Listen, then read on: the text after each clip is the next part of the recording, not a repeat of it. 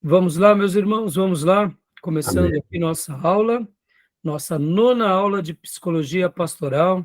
Acabamos de orar, como é costume nosso, sempre antes das aulas. Mais uma vez, boa noite, graça e paz. Graça e paz a todos. Boa noite. Graças e paz a todos. Boa noite, graça e paz. Graça e paz a todos, boa noite. É com muita alegria que estamos aqui na nossa penúltima aula sobre esse tema tão importante, tão urgente, ainda mais nos nossos dias. As nossas aulas são gravadas para que os irmãos possam estar usufruindo delas, para que os irmãos possam voltar aos temas, aos debates, aos livros, aos materiais, e como nos ensina a palavra, já que somos ovelha, para que possamos ruminar sobre tudo o que é tratado aqui. E também essas aulas são gravadas para que no futuro pessoas que desejarem fazer esse curso em EAD possam também estar usufruindo desse material. E o último motivo pelo qual gravamos é também contribuir com o povo de Deus, onde quer que essas aulas cheguem.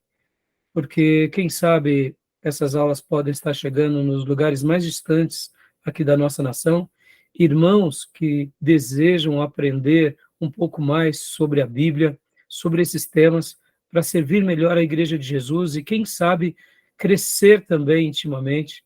Então, essa é uma proposta pela qual gravamos, para que os irmãos, sejam eles quem forem, ou até pessoas que não são cristãs, possam ter o acesso maior à Bíblia, possam quebrar barreiras e tabus, possam ser evangelizados, por que não?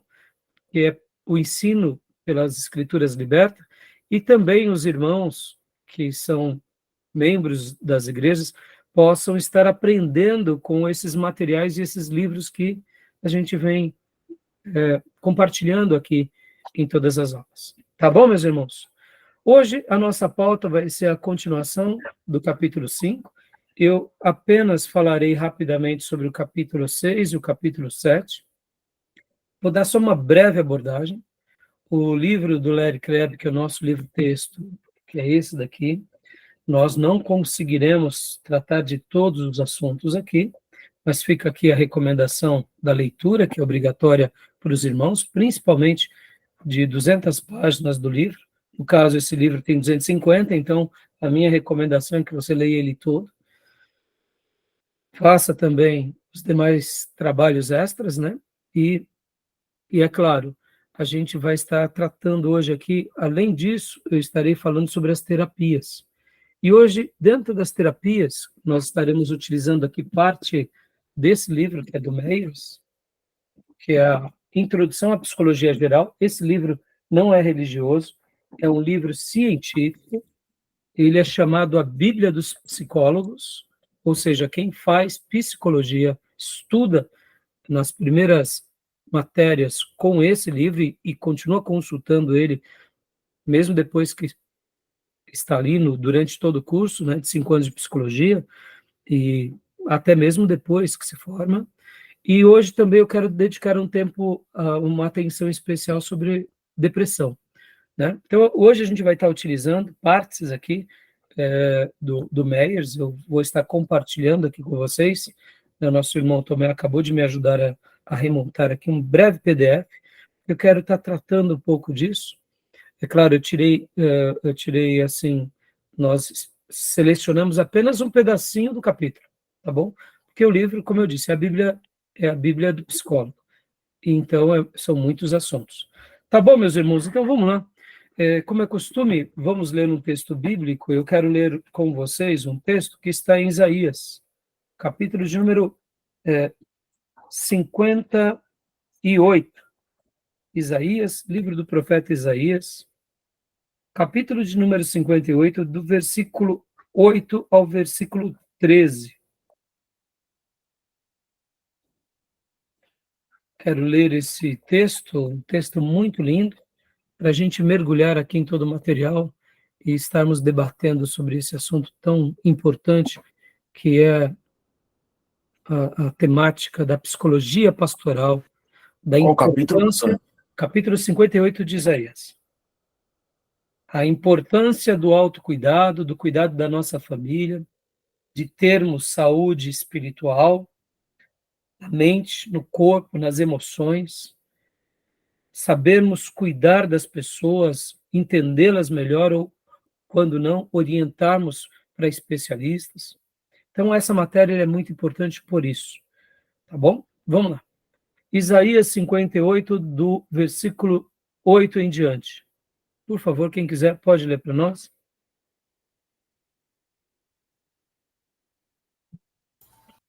Posso ler aqui, pastor? Por favor, pastor. Isaías 58, do 8 ao 13. Aí sim, a luz irromperá como a alvorada, e prontamente surgirá a sua cura. A sua retidão irá diante de você, e a glória do Senhor estará na sua retaguarda. Aí sim, você clamará ao Senhor, e ele responderá. Você gritará por socorro, e ele dirá, aqui estou. Se você eliminar do seu meio o jugo opressor, o dedo acusador e a falsidade do falar, se com renúncia própria você beneficiar os famintos e satisfazer os anseios dos aflitos, então a sua luz despontará nas trevas e a sua noite será como o meio-dia. O Senhor o guiará constantemente, satisfará os seus desejos numa terra ressequida pelo sol e fortalecerá os seus ossos. Você será como um jardim bem regado, como uma fonte cujas águas nunca faltam. Seu povo reconstruirá as velhas ruínas e restaurará os alicerces antigos. Você será chamado reparador de muros, restaurador de ruas e moradias. Se você vigiar seus pés para não profanar o sábado e para não fazer o que bem quiser em meu santo dia, se você chamar delícia ao sábado e honroso o santo dia do Senhor, e se honrá-lo deixando de seguir seu próprio caminho, de fazer o que bem quiser e de falar futilidades. Pode ler o 14 também, pastor. Então você terá no Senhor a sua alegria, e eu farei com que você cavalgue nos altos da terra e se banqueteie com a herança de Jacó, seu pai. É o Senhor quem fala. Aleluia. Promessa linda de Deus para nós. Amém, meus irmãos? Amém. E do Senhor venha sobre todos nós cura. Cura abundante no espírito, na alma e no corpo e nas emoções. Tá bom, meus irmãos? Amém. Amém. Gostaram desse texto? Muito bom. Sensacional. Sensacional. Ele resgata aqui valores de uma forma maravilhosa e promessas, ao mesmo tempo chamando o Filho de Deus a ter uma vida justa, piedosa, uma vida irretratável, né? Aliás, uma vida que não tenha dolo, né? Uma pessoa bem centrada, uma pessoa que caminha na ética, na moral, mas, sobretudo, que crê em Deus e que aguarda de Deus. Eu acho admirável, principalmente o versículo 8, 9, o 11 e o 12. Eu acho eles promessas de Deus magníficos, magníficos, né? O seu povo reconstruirá as velhas ruínas e restaurará os alicerces antigos. Você será chamado reparador de muros, restaurador de ruas e moradias. O Senhor o guiará constantemente, satisfará os seus desejos numa terra ressequida pelo sol. Você será como um jardim bem regado, como uma fonte cujas águas nunca faltam.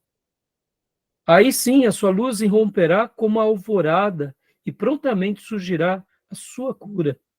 A sua retidão irá diante de vocês e a glória do Senhor estará na sua retaguarda. Aí sim você clamará ao Senhor, ele te responderá. Você gritará por socorro e ele dirá, estou aqui. Aleluia. Que se cumpra entre nós em gênero, número e grau. Amém? Amém. Vamos lá, meus irmãos. Então, hoje vamos tratar aqui, na última aula, nós paramos exatamente num ponto aqui do nosso livro-texto, no capítulo 5, muito interessante. O Larry Crabb, ele vem trabalhando sobre a complexidade do ser humano, sobre, como ele mesmo chama, né? Como ele mesmo menciona, em algum momento, como que ele usou a expressão na semana passada, os fios da engrenagem, onde está? Deixa eu achar aqui. Ele diz uma expressão muito interessante. Não me recordo agora onde está, mas ele coloca, é como se fosse, em algum momento, o fio da engrenagem da nossa vida, né, das caixas internas nossas, entram ali meio que em parafuso, em choque, e ele... Ficam emaranhados. Os emaranhados. Eu não grifei, então eu queria usar o termo dele, inclusive, né? Bom, se alguém achar, depois vocês compartilhem comigo, né? Mas ele veio trabalhando sobre algumas complexidades, ele veio falando sobre problemas da nossa natureza, e o título desse capítulo 5 é Como as pessoas podem mudar de verdade. Então, depois que ele desenvolveu todas essas construções, ele vem dar 3 modelos básicos. Foi aqui que paramos. E esse capítulo, para mim, na minha opinião, ele é um capítulo muito importante, principalmente na nossa prática ministerial. Bom, meus irmãos, vocês sabem, eu não sou psicólogo, então as minhas aulas, elas têm esse foco, um foco mais prático, no sentido do exercício no ministério pastoral. Então, é normal que nós, ao longo do ministério, aprendemos a cuidar de pessoas, somos treinados a cuidar de pessoas. Então, eu procuro levar as nossas aulas aqui tendo esse balanço, onde eu apresento aos irmãos o aconselhamento bíblico, esse aconselhamento que é feito de forma quase como que um dom no seio da igreja, por pessoas que são dotadas com essa habilidade. Nem todas elas serão conselheiros ou conselheiras, todos nós podemos aconselhar, mas algumas pessoas recebem um talento diferenciado. Eles aconselham, eles acabam se tornando patriarcas e matriarcas onde se encontram, onde estão. E ali, ora pelo conhecimento, ora pelo exemplo, e principalmente pelas escrituras, eles vão, com muita habilidade e maestria, orientando as novas gerações, pontuando. Essas pessoas que foram dotadas com esse dom e com essa capacidade, elas sabem usar o dom no timer certo, elas não são ansiosas, elas notam que uma pessoa precisa de ajuda, então elas preparam o caminho, elas vão até a pessoa, elas sabem a hora de nutrir uma relação mais próxima para tentar ajudar, mas eles não queimam etapa. Então, na vida da igreja vão surgir pessoas assim. E essas pessoas têm uma contribuição muito grande na saúde relacional, na saúde das famílias, na saúde pessoal dos irmãos. Então, ao longo dos anos, nós vamos adquirindo essa experiência, e ainda mais depois que a gente se torna pai, e aqui fica uma recomendação bíblica, por isso que o apóstolo Paulo, mesmo não sendo casado, ele recomenda que o pastor seja casado, o diácono, porque é no contexto da família que você treina aquilo que você leva para fora. Como o adágio popular já disse, o que fazemos em casa, levamos para a praça. E a nossa primeira igreja começa em casa. E na comunidade, na igreja local, é o segundo anel. Eu costumo dizer que não são 2 igrejas, é uma igreja só. E eu gosto muito do exemplo da espiral. Temos nós, os maridos, aí vem as esposas, vem os filhos, vem os parentes, familiares, vem os irmãos da igreja local, a família de Cristo, né? E vem depois os demais irmãos e vem a sociedade. Ou seja, a primeira igreja é essa que está ao nosso lado. E a segunda igreja, não é separando, mas é essa que nos relaciona conosco periodicamente por meio da semana, como a gente faz, desenvolvendo a nossa fé. E depois vem todos os demais, né? Então, podem ver que pessoas que foram dotadas com esse dom dão uma grande contribuição. E nós, pastores e líderes, acabamos, de uma forma ou de outra, sendo treinados nisso, uns mais, outros menos. Somado a isso, tem essa ciência tão maravilhosa, que é a ciência mental, emocional, que os psicólogos, terapeutas, os psicanalistas, psiquiatras, ao longo desses últimos anos e décadas e até séculos, têm trabalhado tanto. Então, essa combinação acaba, em grande parte, fazendo muito bem para nós. E agora, o autor, então, ele vai dar como ele é doutor, como ele é terapeuta, como ele é psicólogo, como ele é uma pessoa muito experiente, professor catedrático sobre esse tema, ele vai dar 3 modelos básicos. E na aula de hoje a gente vai ficar nesses 3 modelos. E dentro desses 3 modelos eu vou estar trabalhando com o livro do Meyer, quero trabalhar um pouco com a questão da depressão, porque compreender esses 3 modelos básicos é receber essa clareza de áreas que podemos se beneficiar e beneficiar outros.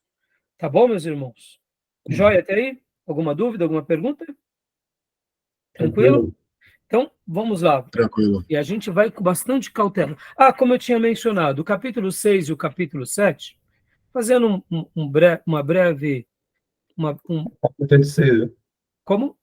Aquela frase que você mencionou está na página 86, acho que no parágrafo 2º. Isso, obrigado, Júlio. Uma oração. Obrigado, No parágrafo. Em algum lugar, os fios da máquina humana foram cruzados. É isso aí. E eu sei de uma certeza eu tenho, viu, Júnior? Obrigado aqui, né? Exatamente, é esse daqui, né? Página 86. Uma coisa é fato, os fios se cruzam. O problema é como que a gente descruza esses fios, né? Pode estar em curto. Onde está aqui, ó. Em algum lugar aqui. Esse daqui. Obrigado, viu, Júnior? Em algum lugar, os fios, né, da máquina humana foram cruzados.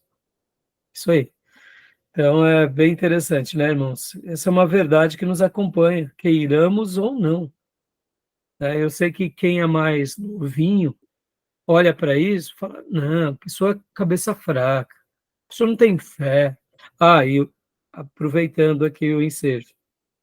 Irmãos, quantas são as pessoas que negam, né, a fé de alguns irmãos, porque agora que esses irmãos e irmãs adoeceram ou estão tendo algum tipo de problema emocional, eles criam um estereótipo de que é demônio, né? Como eu mencionei na última aula. Irmãos, o demônio pode atuar assim? Pode, mas na grande maioria das vezes nós vemos que as pessoas elas adoecem nas suas emoções, adoecem no seu físico, para depois adoecerem espiritualmente e serem talvez alvos dos demônios. Os demônios, eles querem nos destruir, isso é fato. Mas muitos problemas que muitos irmãos têm são questões hormonais, são questões psicológicas, são traumas, são culpas, e por isso viram doenças psicossomáticas, o corpo aflora. E agora, essa mente e essas emoções com febre constante repercute no corpo, e esse corpo agora adoecido, com essa mente que também acaba perdendo o corte, naturalmente essa pessoa fica instável, é uma pessoa realmente que não tem, né, uma clareza muito grande das coisas, e ora crê demais, ora crê de menos, porque ela oscila nos seus pensamentos, porque ela não está em harmonia, em saúde. Eu aprendi com o Rick Warren algo que eu nunca mais me esqueci. O Rick Warren é um pastor. Naquele livro Uma Igreja com Propósito, ele fala o seguinte: o que é ter saúde? Ter saúde é quando todos os nossos sistemas estão em harmonia. E o que é a doença? É quando um desses sistemas não está em harmonia. Pode ver, né? Temos o sistema circulatório, o sistema nervoso, temos vários sistemas que compõem o nosso corpo, a nossa fisiologia. E quando um desses sistemas está alterado, ou seja, ele não está em harmonia com os outros sistemas, o que acontece? Temos doença. Ou seja, o que é a doença em si? É uma desarmonia. E é tão simples isso, eu aprendi com o Organismo, né? pastor. Hã? Do organismo, né? O organismo, né? Pode ver. Temos o sistema digestivo, né? Sistema circulatório.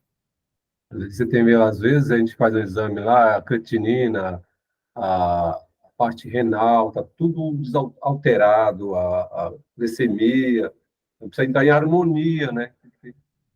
Exatamente. E aí onde vem as doenças, né? É. Ou seja, por isso que um irmão, e aqui não estigmatizem, podem ter pessoas que foram afetadas por problemas neurológicos, problemas sentimentais, doenças que se manifestaram por vários motivos que podem ficar possessas, pode, é óbvio. Como pode uma pessoa saudável ficar possessa? Quem será mais vulnerável à possessão demoníaca? Uma pessoa que está com a sua mente saudável ou uma pessoa que está com a sua mente adoecida? É óbvio que está com a mente adoecida. Por quê? Porque ela não terá uma reflexão boa. Essa pessoa, ela é mais suscetível. Porque pobres, porque favelados, porque pessoas que vivem nas ruas são mais suscetíveis aos demônios. Elas não se alimentam bem, meus irmãos. Não dormem adequadamente, não têm saúde e não têm, muitas vezes, uma cognição afiada. Podem ver o que uma doença gera em nós. Muitas vezes, por causa de uma simples gripe, perdemos a nossa cognição, a nossa mente não fica com corte, perdemos o tino. Por quê? Só por causa de uma doença. Agora, imagine uma pessoa que já vive uma vida à margem da sociedade, sendo violentada nas ruas, sendo abusado como criança, mal come, mal sobrevive. Essa pessoa, ela está vulnerável ao erro, ao mal, ao ódio, à revolta, à indignação, ao mesmo tempo desnutrida. Naturalmente, ela será uma matéria-prima muito direta das trevas. Por isso que merece mais a nossa compaixão e a nossa ajuda, tá bom? Mas procurem jamais estigmatizar achando que depressão e problemas emocionais são demônio, a pessoa está com demônio. Não necessariamente, pode ser muitas coisas. Agora, também, dizer que o demônio não vai, né, atuar naquela pessoa seria uma tolice. Eu me lembro de um dia, eu conversava com um amigo do pregão, Marquinhos, trabalhava na Concórdia. Eu vi ele recentemente. E nós estávamos comentando, e tinha tido um episódio muito tempestuoso lá no pregão, ou na vida, eu não lembro, e ele começou a questionar, né? Dizendo, poxa, essas pessoas que fazem essas loucuras, pelo amor de Deus, e não sei o quê, é o diabo e tal. Aí eu olhei para ele e falei assim, Marquinhos, você já teve um dia que você quis chutar o pau da barraca? Aqui no trabalho, ou lá na família? Que você já quis dar um piti em tudo, rodar a baiana? Eu já. Falei, por que você fez isso? Falei, estava nervoso. Falei, pois é. Se nós que somos inteligentes, temos uma família, temos um lar, temos um trabalho, um bom salário, a gente já passou por isso. Imagina quem tem um problema neurológico, imagina quem tem um distúrbio emocional, imagina quem está sofrendo uma depressão. Ele olhou e falou, Raia, puxa vida, né? Aqui julgando, né? Falei, pois é, Marquinhos. Se nós somos tentados a isso, imagina uma pessoa que está tendo desequilíbrio hormonal, está tendo perturbação. Ele vai ser um alvo direto das trevas, das vozes macabras. Né? Fala, Júnior. Tem a tendência, em geral, né, dos cristãos, menos dos não cristãos, de transferir a responsabilidade sempre para o demônio, né? Nunca é dele, nunca é culpa dele, é sempre o diabo naquele dia falou, oh, Senhor Deus, eu estou com minhas costas pesadas aqui. Porque... O Espírito Humano põe tudo na minha conta. É praticamente isso mesmo, Júlio, né? É isso aí, né? Da nossa natureza praticarmos essa pseudo-fuga, né? Porque se a culpa é do outro, logo ela não recai sobre mim, né? Por isso que eu gosto de uma frase antiga que diz: minha culpa, minha máxima culpa. Era uma frase muito citada entre os monges da antiguidade, mas essa frase retrata uma grande verdade, tá bom? Meus irmãos, eu tinha comentado há pouco aqui com vocês do capítulo 6, eu só vou fazer uma breve citação do capítulo 6 e 7, tá? Qualquer dúvida vocês tiram comigo depois, tá bom? Mas no capítulo 6, o Lério Krebs, ele vai falar as pessoas são portadoras da imagem de Deus. Ou seja, meus irmãos, toda alma humana importa para Deus e toda alma ela é preciosa. Mesmo aquelas que num primeiro momento nós não temos apreço por ela, ou até não compreendamos o porquê agiram como agiu, toda alma tem dentro dela a imagem e a semelhança de Deus. Por isso nós não podemos desprezar ninguém, nós não podemos rotular ninguém, mesmo aqueles que na história foram pessoas que marcaram a história de forma negativa, a gente tem que avaliar de uma forma muito fria, dizendo sim, ele causou males, ele foi um tirano, mas no fundo, aquela alma um dia foi amada por Deus, é amada por Deus. Nós não podemos estigmatizar, dizendo que uns são anjos, outros são demônios, porque cada alma importa. E dentro dessa perspectiva do aconselhamento, da ajuda, é importante a gente não perder esse foco, porque é muito fácil a gente valorizar aqueles que estão do nosso lado e desprezar aqueles que não estão mais conosco. E aqui, sem entrar muito no mérito, lembra que eu mencionei nas aulas passadas, e eu até cheguei a falar para você que Freud, ele falava muito sobre o luto. Lembram disso? Aprendam uma coisa, meus irmãos, aprendam a saber perder. Como assim, pastor? O que eu quero dizer com saber perder?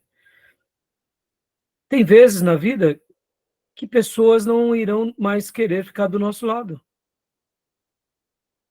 Ou que nós teremos vamos dizer assim, uma experiência muito dolorosa.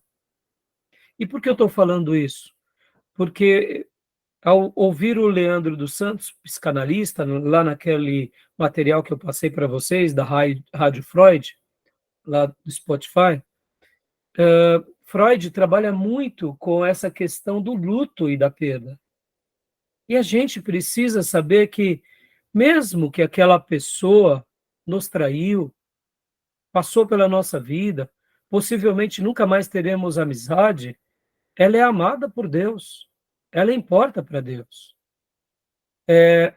Geralmente, nós, nessa hora de fazermos o luto, a gente faz um luto e, ao mesmo tempo, a gente não só faz o luto, mas a gente manda uma passagem junto com o luto, né? Vai para os quintos dos infernos, fulano. Não é assim, moço? Não é assim? Ah, você me traiu, você não é mais meu amigo, você é persona não grata, então some da minha vida e que o diabo te carregue. Não é assim, mais ou menos? Sejamos honestos. E isso é uma desvirtude nossa, porque, irmãos, terão parentes nossos que escolherão não viver mais do nosso lado, seguirão a sua vida.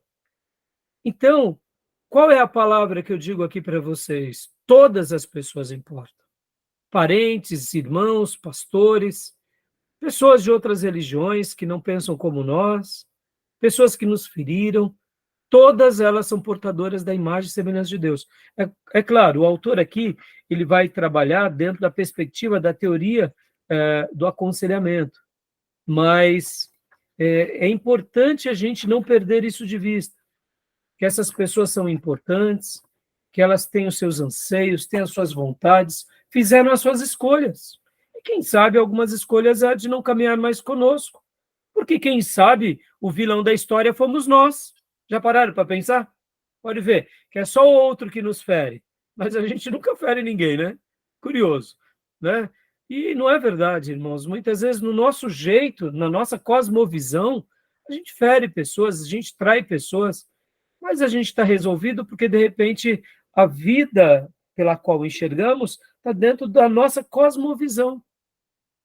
Mas fica aqui essa palavra para vocês, principalmente aqui para aqueles que um dia na igreja ou na família nos decepcionaram e você não consegue dizer adeus.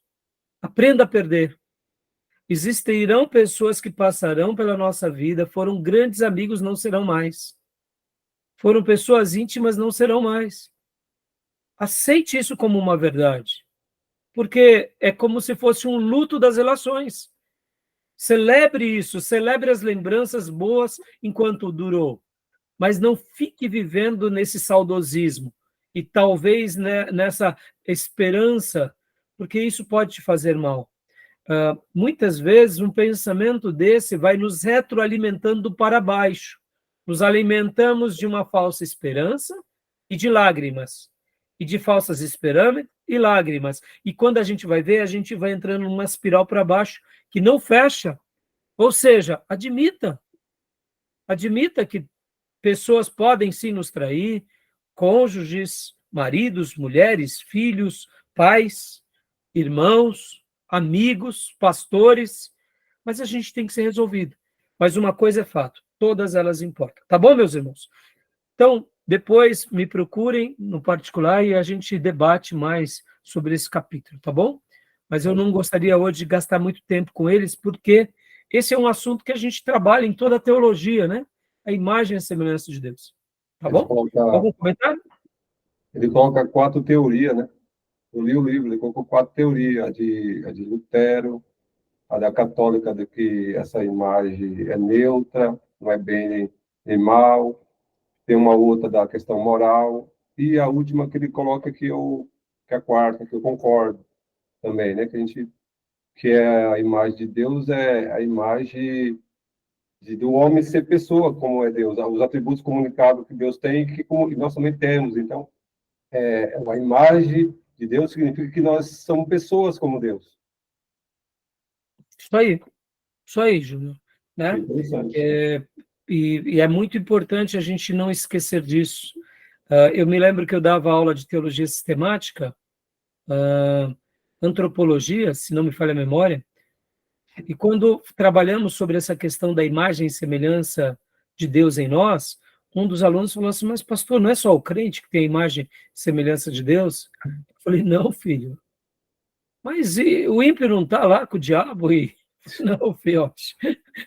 Todos nós fomos criados à imagem e semelhança de Deus, e é por isso que o ser humano é extraordinário. É a única espécie no universo que teve parte de Deus em nós. Ou seja, nós somos a imagem. No entanto, esse pecado desfigurou. O pecado que cometemos desfigurou, alterou, mas ainda assim temos. Né? E é por isso que a gente conquista tantas coisas, né? Tá bom? Mais algum comentário, meus irmãos? Tranquilo? E aqui na página 108, também, aqui no capítulo de número 7, a gente vai ver algo, né? Ele vai comentar sobre essa questão de criaturas dependentes, somos seres pessoais. Aqui eu queria até fazer um comentário bem rápido, também bem breve. Eu escrevi assim, abre aspas, somos pessoas, seres humanos, mas, sobretudo, somos espíritos únicos, incomparáveis e especiais. Espíritos minúsculos, no caso, né? Que foram criados por Deus e que são imortais. E com uma experiência temporal, uma experiência no corpo, na alma e com emoções. E por sermos, eu gosto dessa terminologia, de sermos espírito, porque eu gosto de ver o ser humano como essa pessoa única e exclusiva. indiferente do contexto em que ela viveu, por isso que ler biografias é importante, conhecer a história é importante, ver o presente é magnífico, e projetar o futuro também é lindo. Isso me faz lembrar Spurgeon, que certa ocasião, em uma das suas mensagens, dizia que existem muitos livros, começando com o livro de Deus, o livro que retrata as biografias das pessoas, mas existe um livro que é aquele que está diante de nós, que são as próprias pessoas e a vida que está sendo experienciada em loco do nosso lado e que tem hora que a gente não dá muita atenção. Por isso que ser uma pessoa observadora é magnífica. E eu gosto muito de olhar cada pessoa não só como um cérebro que pensa, uma alma, mas um espírito único. Um espírito único. Um espírito que nos... pelo qual, né, como vemos no capítulo 6, somos a imagem e semelhança de Deus. Uma fração de Deus está em nós e, ao mesmo tempo, não somos iguais a ninguém. E por isso que eu gosto de ter essa percepção, porque, ao mesmo tempo, somos únicos, exclusivos, especiais, mas somos ímpares. Podemos até ter gostos e estilos parecidos, mas não tem nada a ver um com o outro, né? E se unidos ao Espírito Santo, nosso espírito, cresceremos e floresceremos, porque o único espírito que podemos ter sobre nós é o Espírito de Deus. Mas quando unidos a outro espírito qualquer, regrediremos e sofreremos. E aqui me refiro aos demônios e também me refiro, muitas vezes, até aos seres humanos na sua essência, na sua natureza humana, né? Então, aqui ele vai falar bastante, no capítulo 7, sobre esses seres pessoais, esses seres que têm competências, que têm, né, são uma pessoa interior, onde a alma aflora, são repletos de anseios, de impactos, de relacionamentos, e é um capítulo ele vai trabalhar com bastante coisas, e ao mesmo tempo nós não podemos negar que somos pessoas únicas e especiais. Tá bom, meus irmãos, eu queria fazer esse apontamento, qualquer dúvida, me procure depois nos intervalos, porque, como eu disse, são assuntos muito extensos, e hoje eu quero voltar aqui agora para o que eu preparei para vocês, tá bom? Mas querem fazer algum comentário sobre o capítulo 7? Somos seres pessoais, criaturas dependentes, 2 pontos. Né? Ele até comenta que dependente, porque dependemos de Deus e dependemos uns dos outros. Podem ver, e uma última frase minha aqui para vocês participarem. O ser humano é o único ser, ou pelo menos, né, na criação de Deus, que ele precisa do outro e da sociedade para ele evoluir. Pode ver que nós aperfeiçoamos o conhecimento e a vida com o auxílio do outro, mas sozinhos nós não afloramos todo esse lado. Sozinho a gente até desenvolve alguma coisa por instinto, mas a gente não progride muito.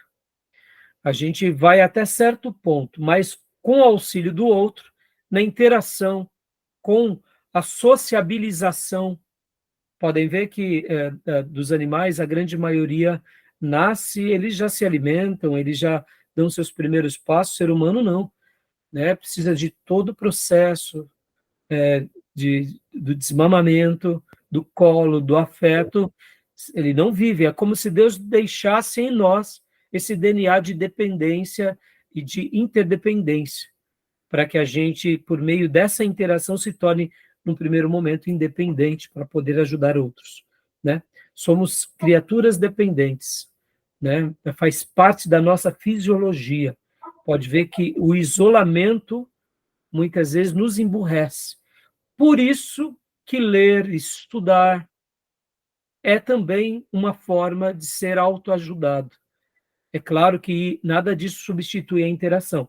Esse momento aqui que a gente está tendo. Assim como a igreja, nada substitui aquela comunhão. Hoje nós temos o advento da tecnologia para nos facilitar, mas nós precisamos de estar juntos, próximos, para a gente poder potencializar a nossa vida, né? As nossas virtudes, tá bom? Independente, né? Pode falar, Júnior? Com a queda do homem, ele se tornou independente de Deus, mas aí veio a morte, né? Igual diz lá, Dom Pedro, independência ou morte. Deus falou morte. Aquela independência, a gente sabe, a nossa independência, né? Vamos dizer assim, né, Júnior? Total, ela acaba sendo tola, né?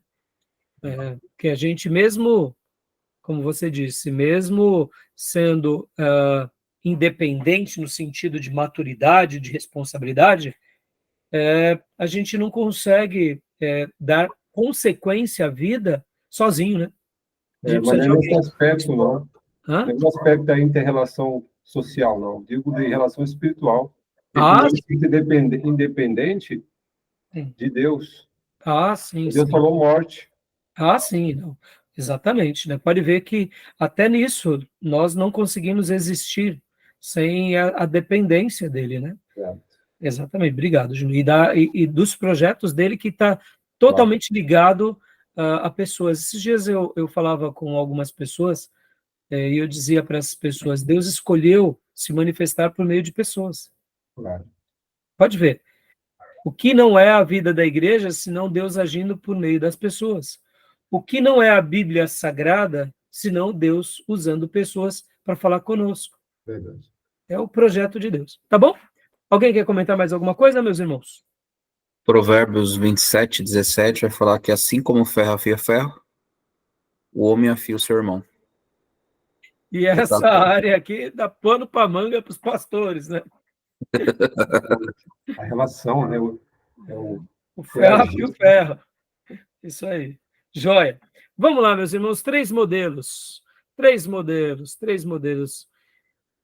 Júlio, leia para nós, por favor, quando aconselhamos alguém. Quando aconselhamos alguém que está deprimido, nossa primeira tarefa como conselheiros é avaliar se a causa do problema é física. Não é pertinente discutir aqui como discernir os critérios usados para determinar isso. Portanto, vamos presumir, por enquanto, que decidimos corretamente que não há uma base médica para a depressão. E agora? Ou seja, Resposta. vamos só um minutinho, Júnior, né? Perceba que aqui o nosso querido irmão, Larry Crabb, já começa a falar sobre a questão de uma pessoa deprimida, né? Uma pessoa deprimida. Não, como eu mencionei muito na última aula, não desconsiderem isso. Não desconsiderem. Mas, olha como é interessante. Ela está em depressão por quê? Vou até fazer uma abordagem aqui. Às vezes aí, o professor, o pastor, às vezes a gente entende, às vezes, de forma assim, muito genérica. Às vezes a pessoa está triste, a gente fala, fulano está deprimido, mas não seria a doença da depressão. Às vezes alguém está triste, assim, casualmente, sabe? Fases da vida, né, Júnior? Fases da vida, mudanças, acontecimentos, Claro. circunstâncias, exatamente, né? Então, eu achei muito interessante aqui, ó, a nossa primeira tarefa como conselheiro é avaliar se a causa do problema é física, né? Geralmente, até dizer uma coisa aqui, já antecipando algo, irmãos. Se uma pessoa ela está deprimida, foi bem colocado as suas palavras, Júnior, se ela está triste, por isso que ouvir o próximo é fundamental. E todo o processo do aconselhamento, irmãos, ele é mais ouvir do que falar. Mais ouvir do que falar. Eu aprendi muito com a minha esposa isso, porque, como professor, é nossa virtude e é o nosso defeito. Nós somos prolixos, queremos ensinar tudo. Falar de 3, 4 vezes, 5 vezes, 10 exemplos. E tem hora que ser prolixo, né, que é aquela pessoa que fala demais e exaustivamente, com vários pontos, é cansativo. E no aconselhamento, uma pessoa prolixa acaba com o aconselhamento. Né? Porque a pessoa, muitas vezes, ela está precisando o quê? Só falar. Como o Júnior disse, está triste, perdeu o emprego, perdeu a namorada, o namorado, o filho está doente. É uma crise que não se dissolve, são conflitos que não são solucionados, né? Então, dê essa atenção para quem está deprimido ou triste, mas no primeiro momento, eu até fiz essa anotação aqui, né? Quando a gente notar que uma pessoa está com depressão, e eu escrevi assim, os motivos podem ser inúmeros, e num primeiro momento, não é mais importante saber as causas e os critérios que determinam se ela se ela está com depressão ou não. Ou seja, a pessoa está, não queira saber por que ela está. Deixa eu dar duas comparações aqui para vocês. Vocês já viram uma pessoa com crise respiratória?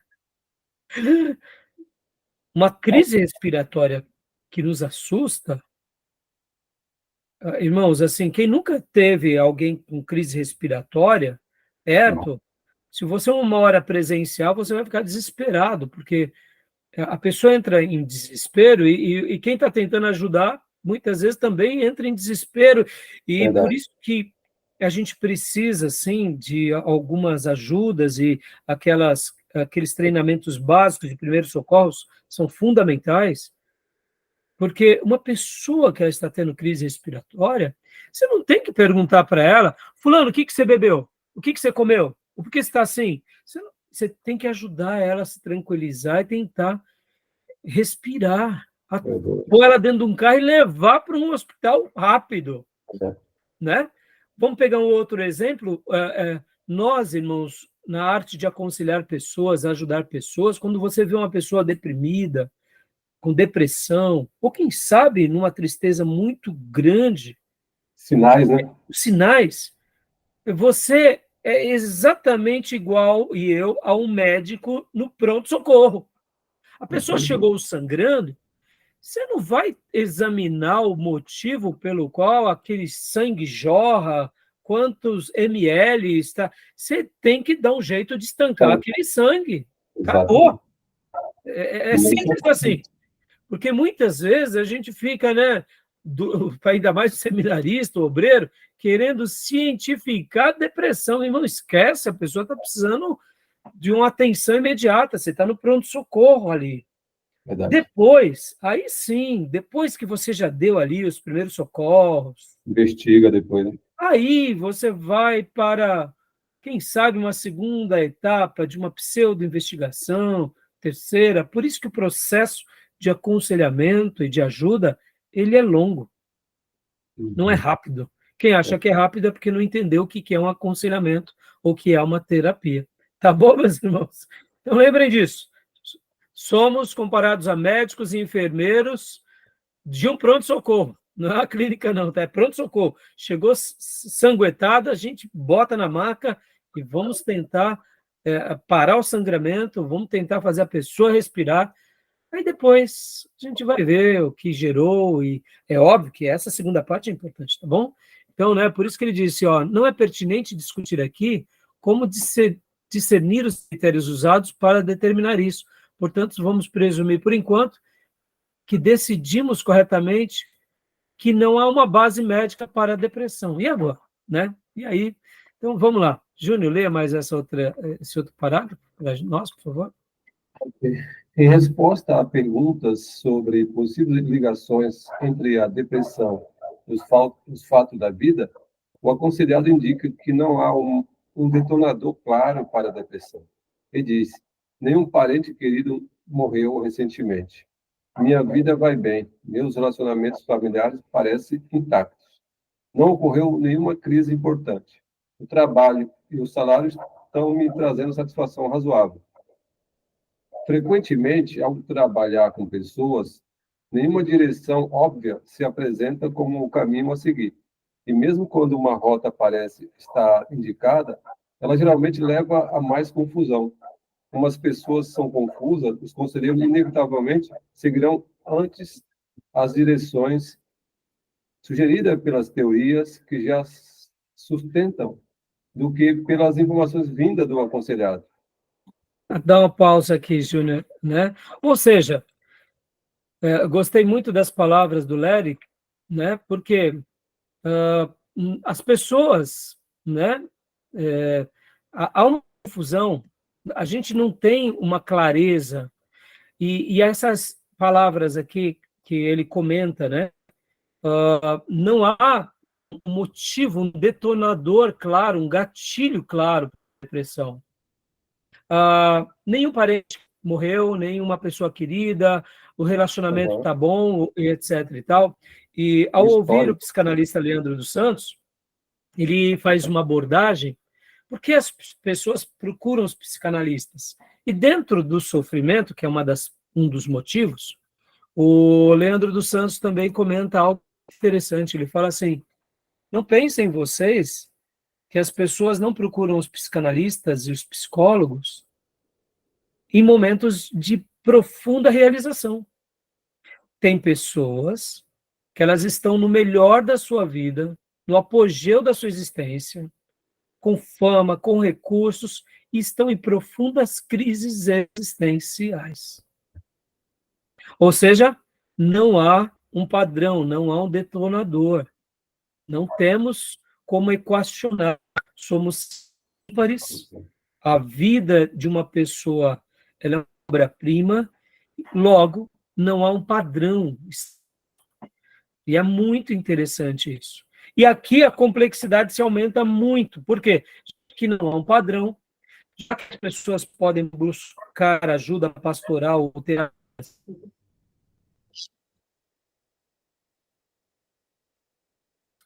ou aconselhamentos, ou porque estão sofrendo, e outras porque estão vivendo bem. Olha só que paradoxo, irmãos. Então, qual é o método que a gente vai usar? Qual é o modelo que a gente vai usar? Tá travando. Oi? Seu áudio está travando para mim bastante. Não sei se é só para mim. Para mim também, pastor. Os demais irmãos estão travando? Deu uma travada? Opa, minha conexão aqui deu realmente um delay, né? Então, eu não sei onde eu parei. Com eco também, né? Parece. Pastor, seu... Deu uma travada, não? Sim, está falando do psiquiatra, parece. Psicanalista Leandro dos Santos. Só Mas para eu parece que concluir, então, para a gente normalizou, fechar né? esse bloco. Então, ele comenta sobre isso, que pessoas que estão vivendo nos seus melhores momentos, nos seus momentos de glória, entram em crises profundas, e muitas vezes eles procuram, eles dizem: eu alcancei tudo que eu gostaria, estou desfrutando como poucos na vida, mas não tem mais sentido de viver, minha vida perdeu o brilho, e eu preciso de ajuda, e etc. e tal. Então, o que eu estava dizendo era, se tratando que existem centenas de modelos de terapias, como que a gente vai equacionar tudo isso? Ao mesmo tempo, para dentro da igreja, como que a gente vai poder ajudar de uma forma mais assertiva?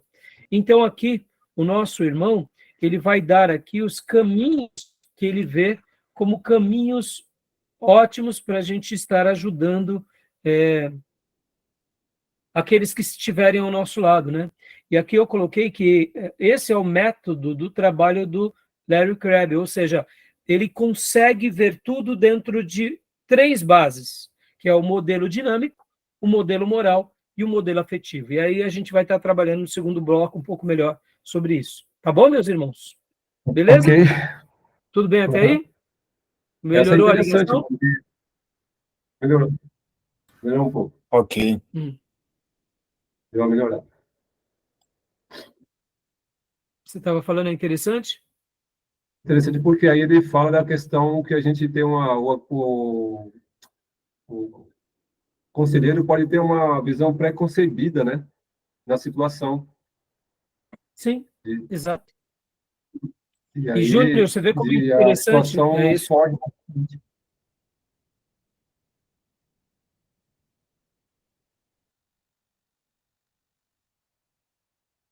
Isso aí, né?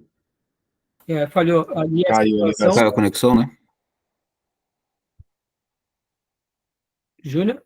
Tá cortando.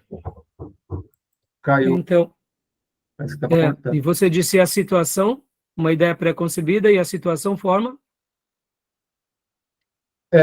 Porque o conselho tem uma pré-concepção da situação, só que a pessoa está bem, não tem emprego, e, na verdade, foge dos sinais que ele já tem Sim. previamente. E aí, como se falou, uma crise existencial, a pessoa não tem isso, não está apenas tem salário, não tem problema financeiro, etc, etc, etc. Ou seja, é completamente Muito complexo. distinto. Exatamente, é muito complexo. Tá bom, meus irmãos? Então, vamos para o intervalo agora? Para a gente ir para o segundo bloco? Beleza. Beleza, então. Joia. Vamos dar uma Joia. pausa aqui na gravação? Dar uma Beleza. parada aqui na gravação. Joia?